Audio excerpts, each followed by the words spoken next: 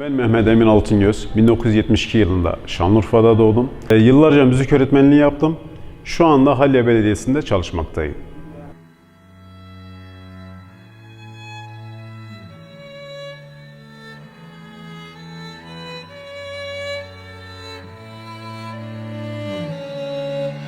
Bulunduğumuz bu mekan halk arasında Yasin'in kahvesi olarak anılmaktadır. Urfa şehir kapılarından biri olarak anılan Harran Kapısı'nın hemen yanına bitişik olarak 17. yüzyılda inşa edilmiştir. Son 50 yılda işletmecisi Yasin'in adıyla anılmış olan tarihi kahvehanede adeta bir halk mektebi gibi yıllarca müzik, edebiyat, şiir sohbetleri yapılırmış. Bu mekana zamanın Urfa mahalli sanatçıları da sıkça gelip giderler, müzik sohbetleri yaparlarmış. Yasin Bey mahalli sanatçılara burada kasnak teybiyle kasetler yaparmış. Ayrıca burada mahalli sanatçıların hiçbir yerde bulunmayan müzik bantları çalınırmış. Sanatçılar zamanla burada tanınıp meşhur olmuşlardır. 2000'li yıllarda kapatılan kahvehane Şanlıurfa Belediyesi tarafından satın alınarak restore edilip 2011 yılında İbrahim Tatlıses Müzik Müzesi'ne dönüştürülmüştür. Müze içerisinde çeşitli müzik alet ve malzemeleri ile sanatçıların fotoğrafları sergilenmektedir. Müzede ayrıca sanatçı ve müzik ustalarının bal mumu heykelleri de mevcuttur.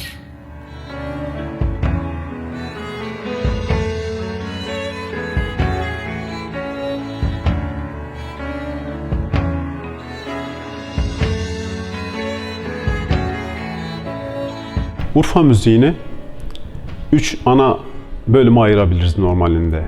Tasavvuf müziği, halk müziği ve klasik müzik olarak.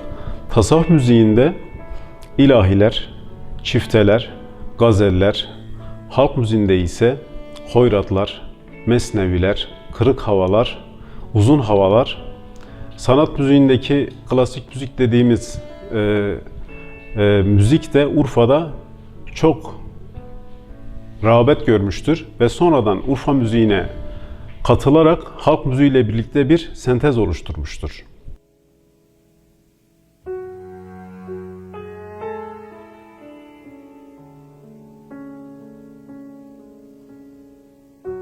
Urfa sıra gecelerinde müzik daha çok klasik müzikle başlar.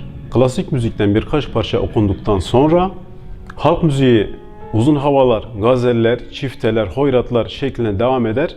Bu büyük bir coşku içerisinde sürer. Diğer taraftan müzikle ilgisi olmayan insanlar da sıra geceleri gezmişlerdir. Bunların çeşitli meslekleri olanlar vardır. Bu meslekler hakkında konuşulur. Ondan sonra Urfa'nın sosyal, ekonomik, kültürel tüm sorunları bu gecelerde konuşulur. Bunlar için çözüm üretilmeye çalışılır. Bu nedenle eğitim öğretim yeridir. Yine dini konularda olsun, diğer konularda olsun bir bilen, bilge insana danışılır. Onun bilgilerinden faydalanılır, kitaplar okunur.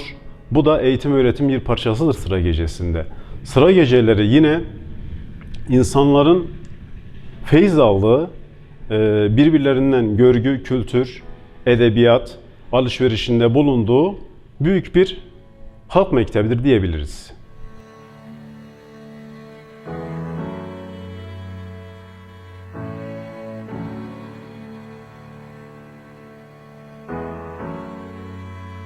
Urfa'yı ziyarete gelecek olan misafirlerimize bu güzel ortam eski ismiyle Yasin'in Kahvesi, yeni ismiyle 2011 yılından itibaren İbrahim Tatlıses Müzik Müzesi olarak hizmet vermiş olan buraya bekliyoruz.